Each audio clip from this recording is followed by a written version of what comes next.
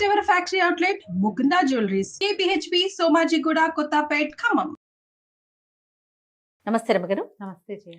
రమగారు, పీరియడ్స్లో కొన్ని పనులు చేయమంటారు, కొన్ని పనులు చేయకూడదు అంటారు. అసలు పూర్వకాలం అయితే చక్కగా ఆ 5 రోజులు ఒక పక్కన కూర్చోబెట్టి పూర్తిగా రెస్ట్ ఇచ్చేవాళ్ళు, శరీరానికి మనస్సుకి కూడా.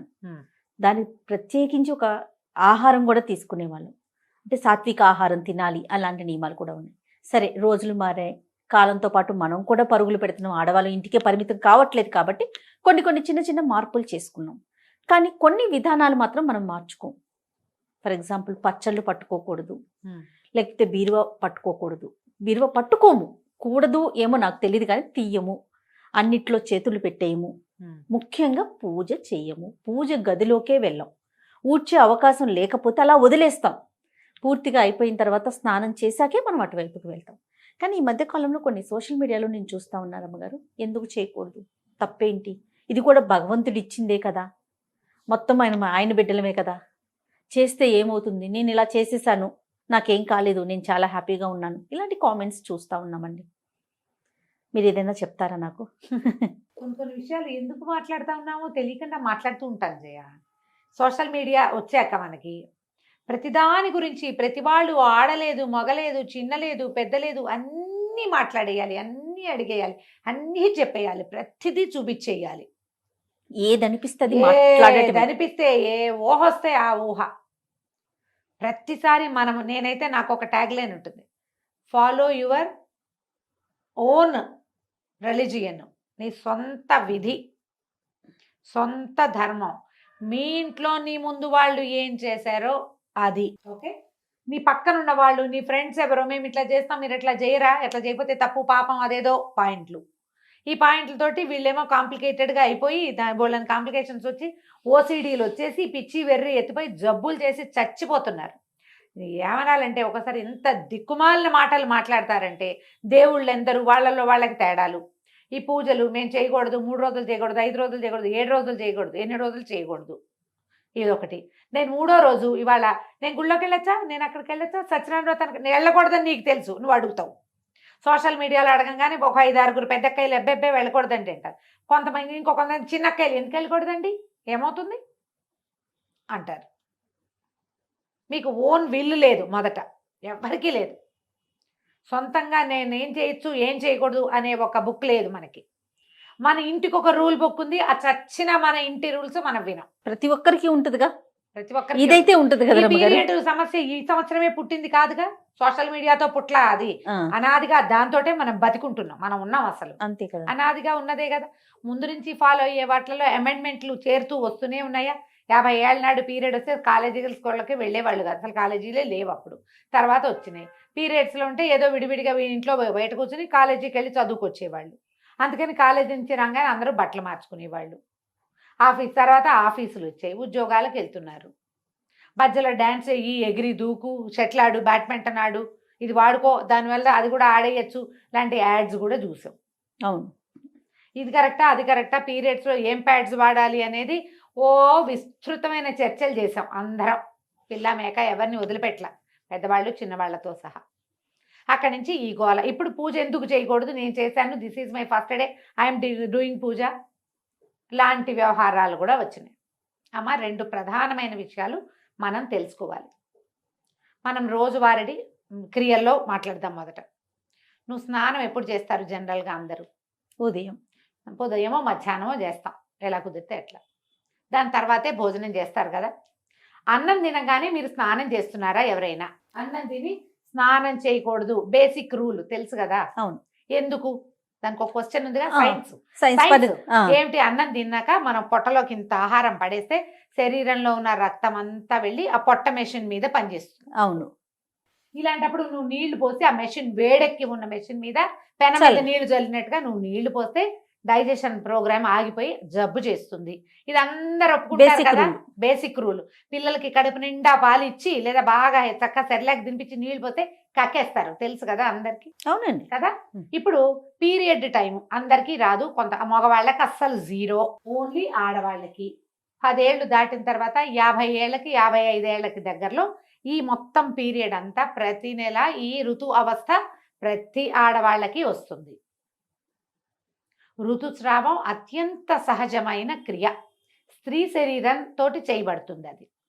నెలంతా మీ శరీరం ఏం చేస్తుంది, ఒక 20 రోజుల పాటు పనిచేసి స్త్రీల లోపల గర్భధారణకి అనువుగా ఒక బ్యాగ్ని ఏర్పరుస్తుంది. అవును. దాని పని అది చేసుకుంటూ ఉంటుంది దాని సిస్టమ్ ప్రకారం.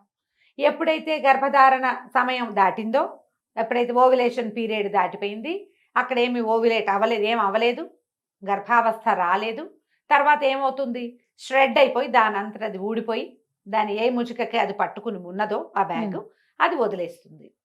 అది స్లోగా బయటకు వచ్చేస్తుంది, డిశ్చార్జ్ అయిపోతుంది. డిశ్చార్జ్ అయి సహజంగా అత్యంత సహజమైన క్రియ. దీని గురించి వెగటుగా మాట్లాడడానికి వీల్లేదు, ఎందుకంటే నీ బతుకు దాని మీద ఉంది, మనుషుల పుట్టుక దాని మీదే ఉంది, దాన్ని గౌరవించి తీరాలి. ఈ స్ట్రెచ్ చేసే టైంలో శరీరం లోపల ఎక్కడో ఉన్నది, అది ఒక మార్గం ద్వారా నిదానంగా అది బయటకు వచ్చేటప్పుడు శరీరంలో ఉన్న క్రియలన్నీ స్లో అయ్యి ఈ క్రియకి దోహదం చేస్తాయి. సైన్స్ డాక్టర్లు కూడా చెప్తారు కదమ్మా, ఏ డాక్టర్ గైనకాలజిస్ట్ అయినా చెప్పేదేగా. పీరియడ్స్లో రెస్ట్ ఇవ్వండి అని చెప్పే డాక్టర్లు లేరా? ఉన్నారు, 100% ఉన్నారు. అవసరమైతే చేయండి అమ్మా, అవసరం లేకుండా మీరు సీనియర్ గైనకాలజిస్టులు 100 మంది ఇంటర్వ్యూలు చూస్తాను చేయా నేను. అవునండి, గైనకాలజిస్ట్ అనగానే ముందు అదే వింటాను నేను మిగిలిన మానేస్తా. పీరియడ్ టైంలో సాత్వికంగా తినండి, గైనకాలజిస్ట్ చెప్పకర్లా, మన ఇంట్లో ఉన్న ముస్సిలి మా అమ్మ కూడా చెప్తుంది. అవును, హాయిగా లైట్ ఫుడ్ తినండి, రెస్ట్ తీసుకోండి, ఓ పక్కన ఉంచండి. కొంతకాలము దీని మీద అవగాహన లేక వీళ్ళని స్నానాలు చేయనివ్వకుండా ఒక మురికి చీకటి కొట్లలో వాళ్ళని చూస్తేనే పాపం అన్నట్టుగా జరిగింది. నేను కాదని అన్నాం, ఒక రకమైన అవగాహన లోపమే కానీ అసలు క్రియ మాత్రం చేశారు, వీళ్ళకి రెస్ట్ మాత్రం ఇచ్చేవాళ్ళు. అవును, దీనికి ప్రధానంగా కావాల్సింది రెస్ట్. అది జరిగింది, అదైతే జరిగేది. వాళ్ళని ఇంటి పనులలోకి రానివ్వకుండా ఓ పక్కన వచ్చారు, చూస్తేనే పాపం అన్నట్టుగా ప్రవర్తించిన వాళ్ళు కూడా కొంతమంది ఉన్నారు. వాళ్ళకి అవగాహన లేక, అది ఎక్కడ పర్సెంటేజ్ తక్కువ కదండి, చాలా తక్కువ. ఆ ఒకటి హైలైట్ చేసి మాట్లాడకండి దయచేసి, మీరెవ్వరూ ఆ పరిస్థితుల్లోకి వెళ్ళాల. ఇప్పుడు సమాజంలో ఉన్న వాళ్ళు ఎవరు దాన్ని చూసిన వాళ్ళు చాలా 10% కూడా లేదు. అవునండి, ఇప్పుడు ఈ మాట్లాడే వాళ్ళు ఎవరికి దాని గురించి తెలియదమ్మా. అక్కర్లేని మాటలు అవన్నీ పక్కకుంటే సరిపోతుంది. అయిందా? ఇప్పుడు ఇది డిశ్చార్జ్ అయిపోతుంది నిదానంగా. అప్పుడు నువ్వు తిండికి ఎక్కువ అవి ఇవి తినేసి వృక్ష పదార్థాలు తిని పొట్టకి పని కల్పించద్దు. నీ గర్భంలో పొట్టలో వేరే క్రియ జరుగుతోంది, దాన్ని స్లోగా జరగనివ్వు, జరిగిపోతుంది దాని దారినది. అయిపోయాక 4 రోజులు అయితే జనరల్గా పాత రోజుల్లో 3 days ఫుల్ బ్లీడింగ్ అయ్యేది, ఇది లెక్క. 4వ రోజు స్వల్పంగా ఉండేది. 5వ రోజున మార్నింగ్ 5వసారి స్నానం చేస్తే 5th day మార్నింగ్ మీరు తల స్నానం చేస్తే మీరు పూజ చేసుకోవచ్చు, ఇది చేసుకోవచ్చు, అన్నీ చేసుకోవచ్చు అనే విధి ఎప్పుడు ఉండేదంటే, అప్పట్లో ఆడవాళ్ళు వంగి లేచి కూర్చుని నీళ్లు పట్టుకుని నీళ్లు తెచ్చుకుని కూర్చుని గొంతు కూర్చుని వంట చేసి బావిలోంచి నీళ్లు తోడుకుని చల్లటి నీళ్ళ స్నానం చేసి వాకిళ్ళూడ్చి బియ్యం దంచి ఇన్ని పనులు చేసేటప్పుడు ఈ 4 days ఖచ్చితంగా ఉండేది. నాకు కూడా తెలుసు, నా సొంతంగా కూడా. ఎప్పుడైతే మనం ఈ సుఖాలు అలవాటు పడే బాత్రూమ్కి వెళ్ళడానికి నడవము, మనము కింద కూర్చొని ఏ పని చేయము, ఏమి దంచము, తొడము, కడగము, ఊడము, చెరగము, ఏ పనులు లేవు. ఇప్పుడు పీరియడ్స్ పైకి కిందకి సహజంగా అయిపోతున్నాయి అందరికీ కూడా. ఇప్పటికీ కూడా 4th dayకి బ్లీడింగ్ పూర్తిగా ఆగిపోయే వాళ్ళు 50% ఉన్నారా లేదా? ఉంటారు ఖచ్చితంగా. అందుకే ప్రెగ్నెన్సీలు, నార్మల్ ప్రెగ్నెన్సీలు చాలా ఉన్నాయి కదా, ఉన్నాయి కదా. నార్మల్ ప్రెగ్నెన్సీ ఎవరికి వస్తుంది? పీరియడ్స్లో ఫ్లక్చుయేషన్స్ లేని వాళ్ళకి నార్మల్గా ప్రెగ్నెన్సీలు వచ్చేస్తాయి. ఏదో ఫ్లక్చుయేషన్ ఇబ్బంది ఉందంటే మీరు పని చేయకపోవటం వల్లే అని నేను అన్ను, రకరకాల ఎలిమెంట్స్ అయ్యి ఉంటాయి. అయిందా? ఇప్పుడు ఈ క్రియలో ఇది సహజమైనది, మీకు అందరికీ తెలుసు, నేను మళ్ళీ చెప్పాను. వేరే పూజ దగ్గరికి వద్దాం. వాట్ ఈజ్ పూజ? ఏంటమ్మా పూజ? భగవంతుడు నువ్వు 2 పూలు తెచ్చి ఊరికే ఇక్కడ పడేసి అలంకారం చేసుకోవటం కాదు.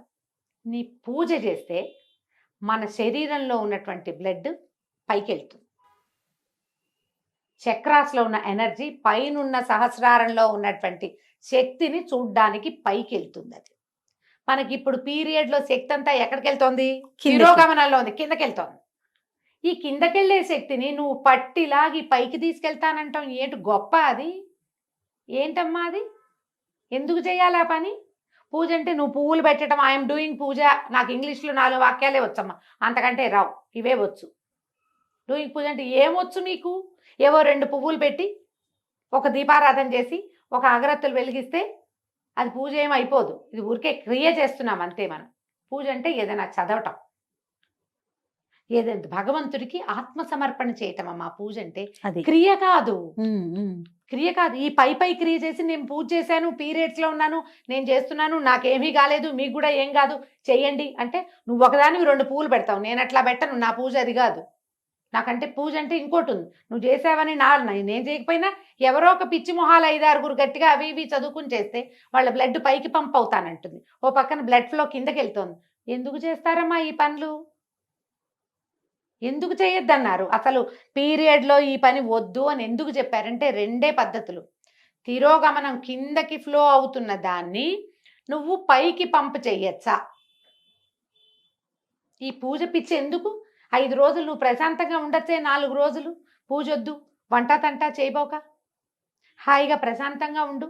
నీ శరీరం బాగుంటుంది, నీ హార్మోన్స్ చక్కగా ఫ్లో అవుతాయి. ఒకవేళ నీ ప్రెగ్నెన్సీలు మనం ఇప్పుడు కంటల్లా 5 వరకు అంటే బాగా కనేవాళ్ళమ్మా. అవును. ఇప్పుడు కనడాలు లేవు, ఎవరు 1, 2 కంటాం. కొన్ని అసలు ఆ 1 కూడా వద్దనుకునే అవి కూడా తయారైనాయి ఇప్పుడు, అవి వద్దని. కానీ మీకు మీ శరీరం తన పని చేస్తుంది. బుద్ధి నీది, వద్దనుకునే బుద్ధులు మనవి. శరీరానికి మాత్రం దాని ప్రకృతి ధర్మం ప్రకారం ప్రతి నెల అది రెడీ అవుతూనే ఉంటుంది. నువ్వు వద్దన్నా అది మాంద కదా.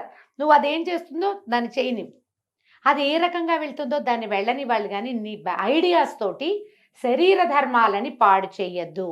పూజ చేస్తే నాకేమీ కాలేదు, నాకేమీ కాదు అన్న నమ్మకం నీకుంటే నువ్వు నీ ఇంట్లో చేసుకో, దాన్ని ఫేస్బుక్లోను వాటిలోనూ పెట్టకు. నేను కొన్ని ప్రశ్నలు ఎప్పుడు ఎదుర్కొంటాను జయ.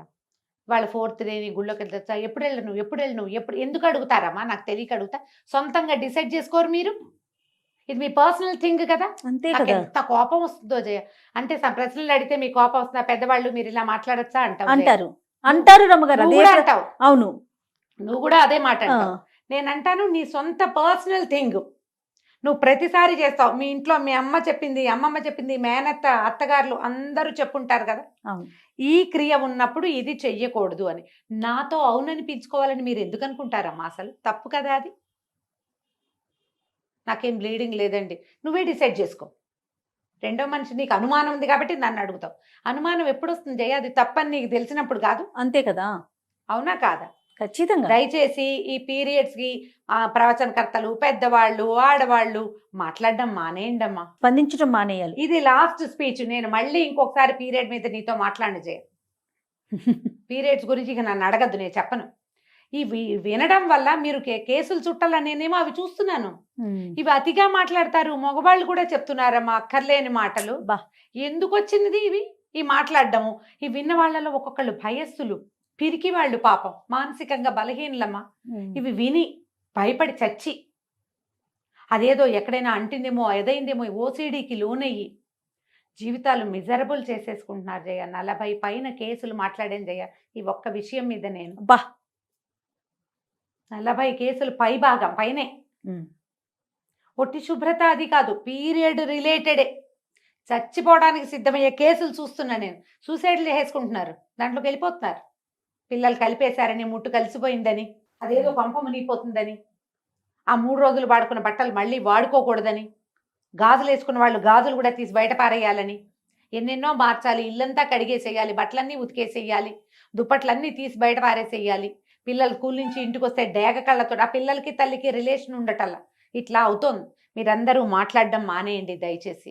అయితే అతివృష్టి రేపుతా అనావృష్టి చూస్తున్నాం. అవునా కదా రమ్మగారు? ఎవరి ఇళ్లలో ఏముందో వాళ్ళ ప్రకారం వాళ్ళని పాటించుకోనివ్వండి దయచేసి. పీరియడ్స్ లో చేయొచ్చా అని ఎవరైనా అడిగితే అమ్మా, ప్రవచనకర్తలు మీరు మాట్లాడకుండా ఉంటే చాలా రకాల మానసిక సమస్యలకి అసలు సమాధానాలు లేని స్థితిలో వాళ్ళని పెట్టేసిన వాళ్ళం అవుతున్నాం. నేను కూడా ఇంక్లూడెడ్ జయ. నేను చెప్తున్నా కదా, చేసిన పాపని చెప్తే పోతుంది. ఇదే లాస్ట్ వీడియో జయ. ఇక మళ్ళీ పీరియడ్ రిలేటెడ్ ఇష్యూ క్వశ్చన్, ఏ పండగ గురించి నువ్వు పీరియడ్లో ఉంటే ఎప్పుడు చేసుకోవాలమ్మా? పోలిపాడ్యమి నాడు దీపం పెట్టాలి. పాడ్యం వెళ్ళిపో రోజు నువ్వు బయట ఉన్నావు, 5 రోజుల తర్వాత మార్గశిర మాసంలో దీపం పెట్టమని నేను చెప్పచ్చా నీకు? తప్పు కదా. వినాయక చవితి నాడు పీరియడ్ వచ్చింది, ఎప్పుడు చేసుకోవాలి? ఏమి ఒక సంవత్సరం మానేసి వచ్చే సంవత్సరం చేసుకోకూడదమ్మా. కాదు రమ్మగారు, వినాయక చవితి పూజ దగ్గర నుంచి దసరా నవరాత్రుల దగ్గర నుంచి ప్రతి దానికి ఈ ప్రశ్నే చూస్తూ ఉంటాం అయినా మనం. కార్తీక మాసం, అది కూడా కార్తీక మాసం 5 రోజులు దీపాలు, పీరియడ్ వచ్చింది మా ఇంట్లో దీపం ఎలా ఏమవుతుంది కొంప మునక? మానేసేయండి. తర్వాత పెట్టుకో. నీ స్థితి నీకు ఒకదానికే కాదు కదా, నీ చుట్టూతో ఉన్న ప్రకృతి కూడా తెలుసు కదా. ఎస్, పిల్లలుంటే పెట్టించండి, లేకపోతే మానేయండి. కేవలం కామెంట్లలో ప్రశ్నలు మీ దాకా తీసుకొస్తున్నారు అమ్మగారు, కానీ మీరు పర్సనల్ గా కూడా ఎన్నో ప్రశ్నలు మాట్లాడతా. ఎదుర్కోవాల్సి వస్తుంది, మాట్లాడాల్సి ఈ వస్తుంది. 5 రోజులు పెట్టుకోలేనమ్మా, ఇప్పుడు ఏం చేయనమ్మా, ఆ తర్వాత పెట్టుకోండి అమ్మా అని చెప్తా. ఇదే ఆన్సర్. అవునని చెప్పాలి జయ, కనీసం 30 మందికి చెప్పా ఈ మాట, తెలుసా? కార్తీక మాసం రోజు దీపం పెట్టుకోవాలి కదమ్మా, పీరియడ్ లో పెట్టుకోలేము, అప్పుడు ఎలాగమ్మా? మీ ఆయనతో పెట్టించండి. మొగుడు ఒప్పుకోకపోతే కొట్టుకు చేస్తారా మీ ఇద్దరు ఈ విషయం మీద? వదిలేయండి. ఈ పీరియడ్ ఇంత గోల్ చేస్తోందమ్మా, సహజమైన క్రియని ఎంత కాంప్లికేటెడ్ చేసేసుకుంటారు జయ. చిన్న పిల్లల ముందు, పెద్దవాళ్ళు మీరు అన్నట్లుగా అందరి ముందు మాట్లాడేయాల్సిన పరిస్థితి వచ్చేస్తుంది. అంటే అదేదో దాచేది కాదు, కానీ మాట్లాడుకోవాల్సిన అవసరం కూడా లేదు కదా. లేదు, మీ ఓన్ సిస్టమ్ ని ఫాలో అవ్వండి. ఎస్, కానీ స్ట్రిక్ట్ గా చెప్తున్నా నేను, పీరియడ్స్ సమయంలో చాలా అత్యవసరమైతే కానీ మీరు ప్రయాణాలు చేయొద్దు. సాధ్యమైనంత లైట్ ఫుడ్, సింపుల్ ఫుడ్ తీసుకోండి. సాధ్యమైనంత తక్కువ పని చేయండి. పూజ అని మీరు దేన్ని భావిస్తున్నారో, ఏదైతే మీలో ఆధ్యాత్మిక భావాల్ని పెంపొందిస్తుందో ఆ పని చెయ్యొద్దు. ఇట్స్ ఏ నో మీన్స్ నోయే. ఆధ్యాత్మిక భావాల పెంపొందించడం అంటే బ్లడ్ ఊర్ధ్వగామి అవుతుంది, రక్తం పైకి వెళ్తుంది, అది చేయకూడదు. శరీరాన్ని దాని పని దాన్ని చేసుకోనివ్వండి. రైట్. నమస్తే రమ్మగారు. నమస్తే జయ.